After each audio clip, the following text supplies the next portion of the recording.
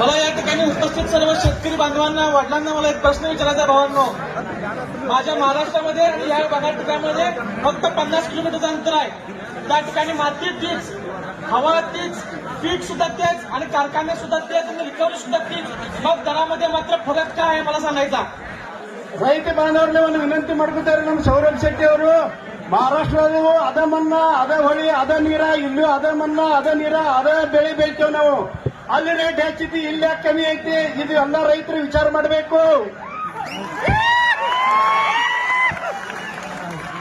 मला या ठिकाणी उपस्थित सगळ्यांना एकच सांगायचं आहे, तुम्ही सगळ्यांनी कर्नाटक मधला ऊस थांबवा. महाराष्ट्रातला ऊस आम्ही थांबवतो.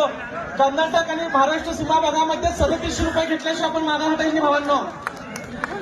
ಎಲ್ಲರೂ ಕೂಡ ಒಕ್ಕಟ್ಟಾಗಿ ಹೋರಾಟ ಮಾಡ್ಲೋರಿ.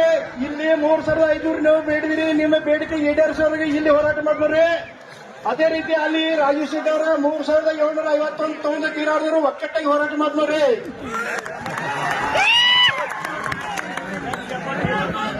ನಮ್ದು ಕಬ್ಬಾಗಿ ಅಕ್ಕ ಬ್ಯಾಕ್ ಅಂದ್ರೆ ಬ್ಯಾಕ್ಕ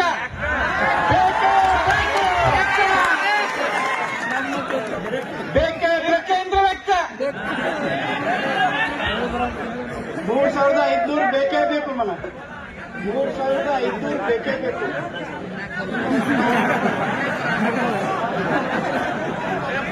तुम्ही सगळ्यांनी फक्त आमच्या सोबत राहावं. या ठिकाणी रयत आणि स्वाभिमानी एकत्र झाल्यानंतर 3700 रुपये घेतल्याशिवाय मागा हटणार आमचं म्हणतात. ನೀವೆಲ್ಲ ರಾಜು ಶೆಟ್ಟಿ ಅವ್ರ ಜೊತೆಗೆ ಕೈ ಜೋಡಿಸಿರಿ, ಅವರು ನಿಮ್ಮ ಜೊತೆಗೆ ಇದ್ದಾರೆ. ಯಾರು ಹೆದರ್ಬೇಕಾಗಿಲ್ಲ, ಎಲ್ಲರೂ ಕೂಡಿ ಹೋರಾಟ ಮಾಡಲು.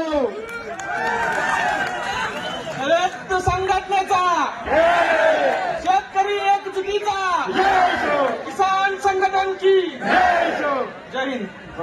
ಧನ್ಯವಾದ.